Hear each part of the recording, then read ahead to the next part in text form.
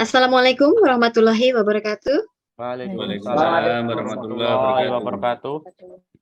Ya, salam sejahtera bagi kita semua. Shalom, Om Swastiastu, Namo Buddhaya, salam kebajikan, Rahayu. Selamat malam, Bapak dan Ibu yang berbahagia. Kami dari kelompok 8, mahasiswa PPG dalam jabatan kategori 1 gelombang 2 tahun 2022 dari LPTK Universitas Muhammadiyah Surakarta akan membahas mengenai tugas wawasan kebinekaan global dari topik 3, yaitu berdamai dengan diri, damai dimulai dari diri. Nah, untuk anggota kelompok dari kelompok kami adalah yang pertama Bapak Ahmad Nur Hakim, yang kedua Bapak Didik Rowiandana, yang ketiga Bapak Dwi Hari Pambudi, yang keempat Ibu Diah Suryani, yang kelima Ibu Eka Purwitasari Sumantri, yang keenam saya sendiri Merpati Sukmawardani, dan yang ketujuh adalah Ibu Nina Nurlaila Hasanah. Mari kita mulai untuk kegiatan kita pada malam hari ini, namun sebelumnya mari kita awali terlebih dahulu dengan berdoa bersama. Menurut agama dan kepercayaan masing-masing, berdoa saya silakan.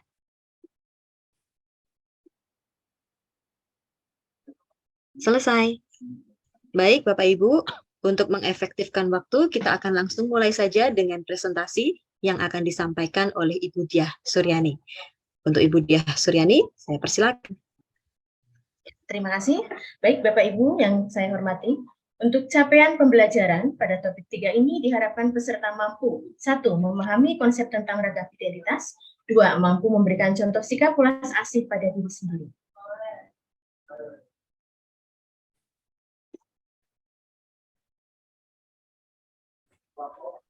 Mulai dari diri.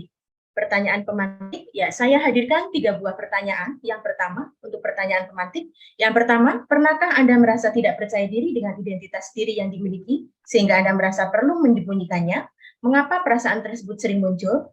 2. Bagaimana cara Anda berdamai dengan diri sendiri atau keadaan yang sedang dihadapi? Mengapa muncul perasaan tersebut? Pertanyaan yang ketiga, kenapa kita harus berdamai dengan diri sendiri?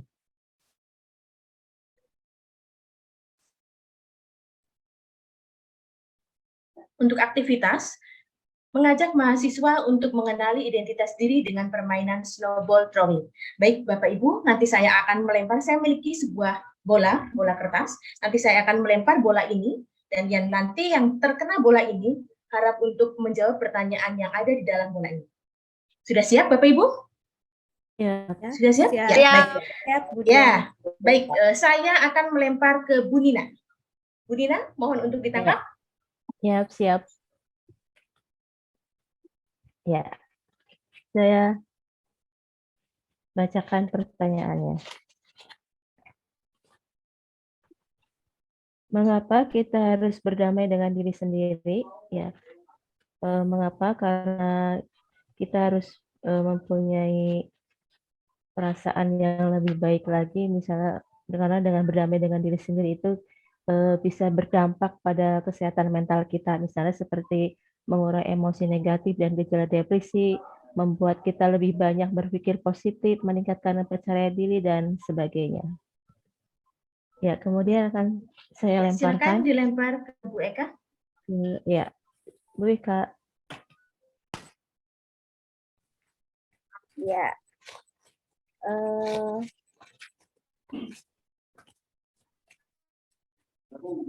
Pertanyaannya, bagaimana cara Anda berdamai dengan diri sendiri atau keadaan yang sedang dihadapi? Mengapa muncul perasaan tersebut? Ya, cara saya berdamai dengan diri sendiri untuk menghadapi satu keadaan yang sedang dihadapi, bisa menarik diri sejenak dari keramaian, menyendiri, mengumpulkan pikiran positif supaya lebih tenang, supaya lebih positif lagi menghadapi tantangan atau keadaan yang sedang dihadapi, sehingga sudut pandang positifnya lebih banyak, sehingga dapat berpikir lebih jernih untuk mendapatkan hal yang positif. Begitu. Ya, silakan dilempar lagi ke peserta yang lainnya.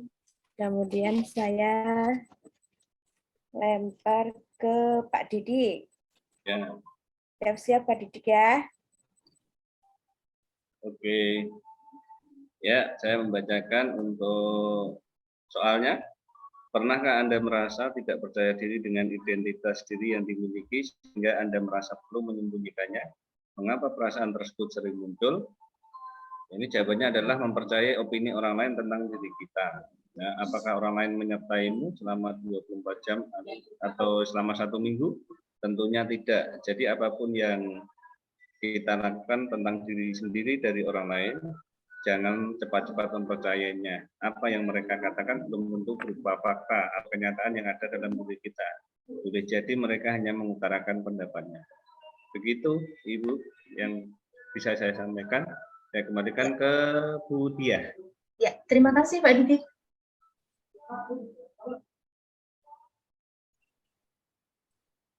Berikutnya.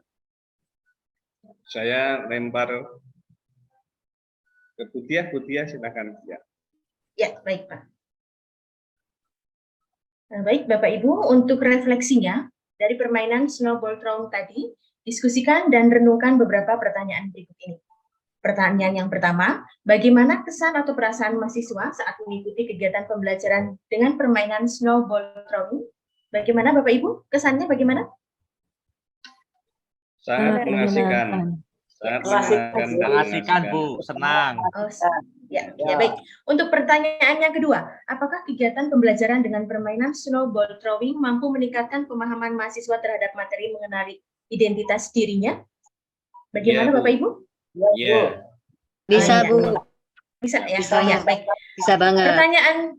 Pertanyaan ketiga, apakah Anda menemukan identitas dalam diri Anda setelah melakukan aktivitas snowball throwing? Ada, Bu. Bagaimana? Ada. Oh ya, baik. Ya. Ya, Bu, Ya, baik. Terima menemukan. kasih. Ya.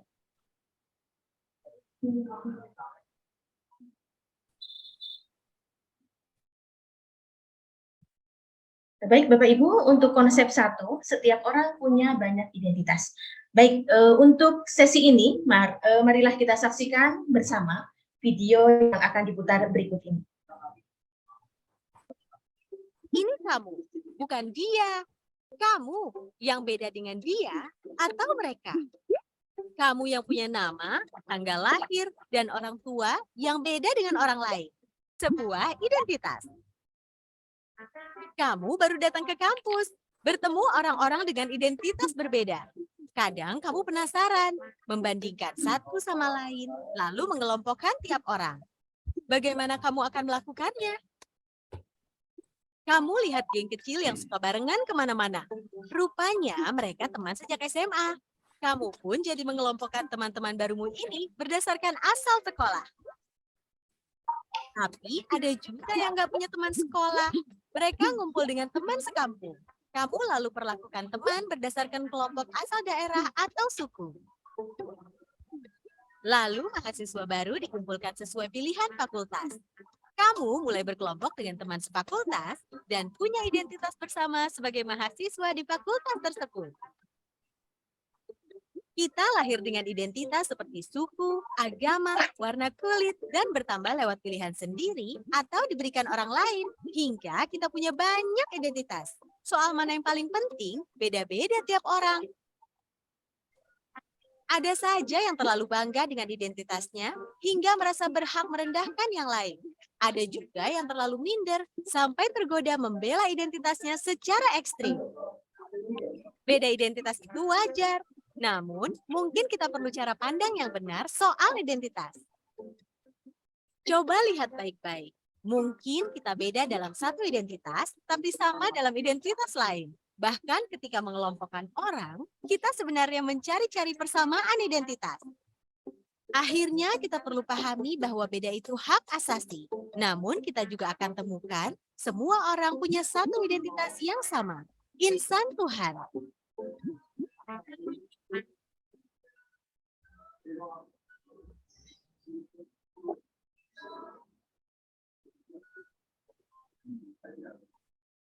Ya, baik Bapak Ibu, tadi sudah menyaksikan videonya ya? Sudah ya. Ya, baik, untuk konsep 1, berdasarkan hasil video yang tadi telah kita saksikan bersama-sama, dapat kita peroleh kesimpulan bahwa yang pertama, mungkin kita punya kesamaan identitas suku dengan seseorang, namun berbeda identitas agamanya. Kemudian 2, ada identitas yang kita terima begitu saja, sejak lahir dan tidak bisa diubah. Ada juga identitas yang bisa kita bangun dan bisa kita ubah. Kemudian yang ketiga, ada identitas yang kita anggap sangat penting. Jika seseorang merendahkan identitas tersebut, kita akan merasa sangat tersinggung.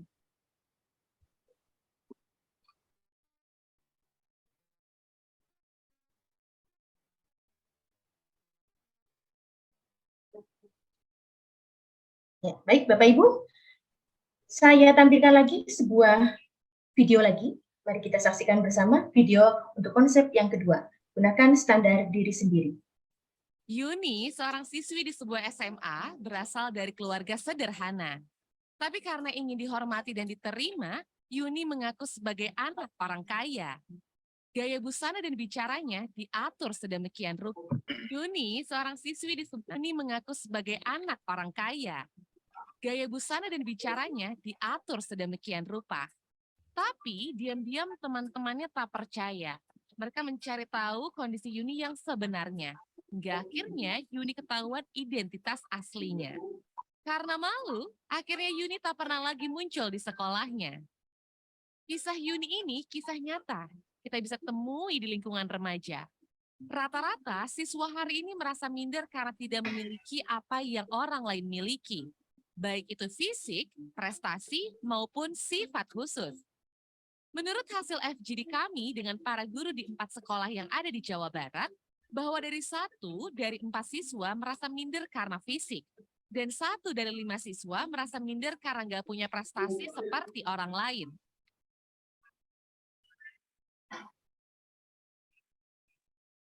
Hasil survei online kami terhadap remaja menunjukkan mereka tak mau menerima diri agar diterima dan dihargai.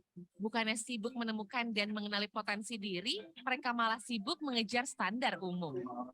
Orang yang berkulit gelap sibuk memutihkan kulitnya karena iklan membuat standar kecantikan itu identik dengan kulit cerah.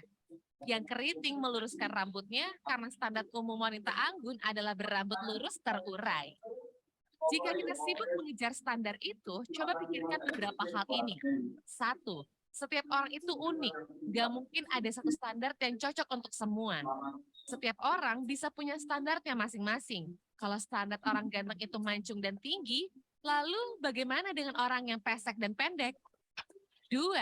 Standar itu diciptakan oleh iklan, industri, sinetron, atau budaya. Orang yang gagal membuat standar buat dirinya bakal jadi sasaran empuk buat para pencipta standar. Merekalah yang bakal jadi korban iklan dan pengaruh lingkungan. 3. Standar itu relatif. Beda tempat, beda standar. Di Mauritania, sebuah negara di wilayah Maghreb di Afrika Utara Barat, misalnya orang yang cantik adalah orang yang berbadan subur. Di Jepang, yang dianggap cantik itu yang giginya gingsul. Beda waktu bisa beda standarnya. Coba perhatikan fashion dari masa ke masa. Apakah standar tren itu sama? Misalkan saja tahun 80-an. Pria yang dianggap ganteng itu berkumis tebal. Apakah saat ini masih berlaku? Tapi, kalau yang sifatnya nilai moral itu universal. Sikap jujur di mana-mana dari dulu sampai nanti tetap dianggap baik dan keren.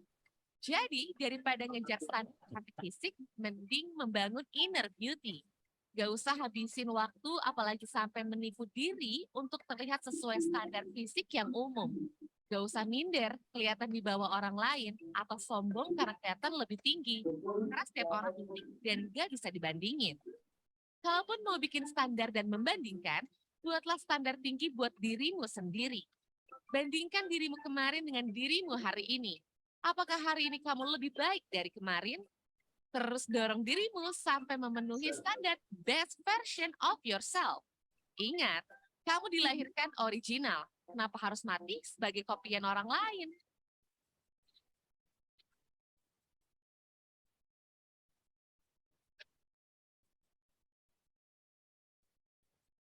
Ya, baik Bapak Ibu, telah kita saksikan tadi untuk video yang kedua. Dan dapat kita simpulkan yang pertama yaitu bahwa standar itu berbeda-beda di setiap tempat dan waktu. Kemudian yang kedua, memahami diri dan memaksimalkan identitas serta potensi ini penting dalam konteks keragaman karena toleransi di tengah masyarakat yang beragam itu selalu dimulai dari diri.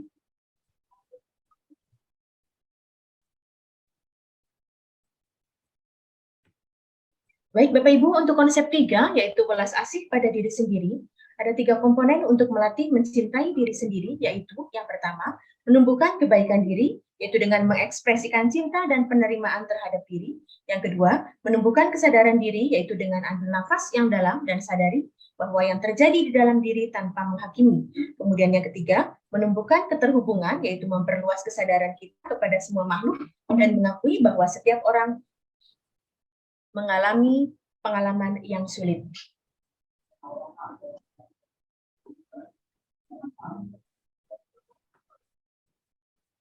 Bapak Ibu, coba semuanya silakan mengambil satu buah kertas dan ballpoint. Kita mencoba mengaplikasikan ucapan terima kasih kita kepada diri kita, bahwa diri kita ini sudah, mungkin ada yang sudah berusaha keras berjuang ya dari dahulu sampai hingga kini. Silakan Bapak Ibu aplikasikan ucapan terima kasih dan gambar emoticon perasaan pada diri kita sendiri. Silakan Bapak Ibu untuk menulis dulu.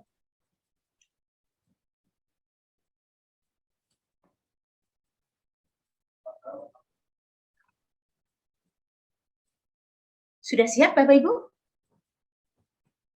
Sudah siap? Ya, siap Bu. Ya, siap. Mari kita tunjukkan sebagai aplikasi mengucapkan terima kasih untuk diri sendiri. Kita mulai ya. 1, 2, 3.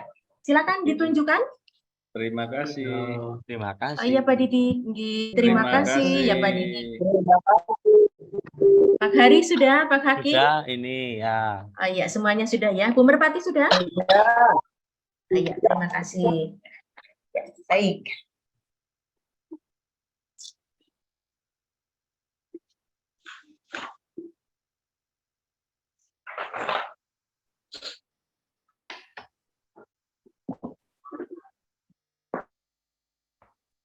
Ya, baik Bapak Ibu. Sudah. Untuk evaluasi dan penutup,